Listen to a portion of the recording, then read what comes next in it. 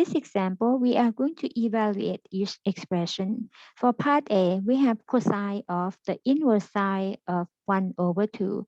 Recall the inverse trig function will return as an angle.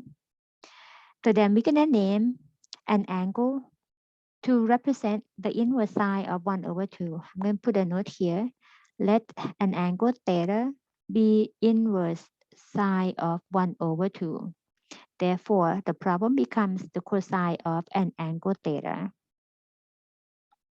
And on the side note here, since theta is the inverse sine of 1 over 2, it means the sine of an angle theta is 1 over 2. And from this, we can put together using the definition of the sine. Sine is opposite over hypotenuse. We can form the right triangle, represent an angle theta. Opposite is 1, hypotenuse is 2. That means the adjacent going to be square root 3 using the Pythagorean theorem.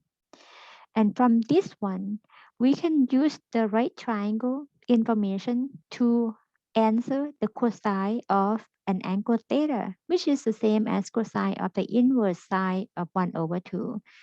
From the diagram, the cosine is from the adjacent over hypotenuse. The adjacent is square root 3. The hypotenuse is 2. So then the cosine of the inverse sine 1/2 is square root 3 over 2.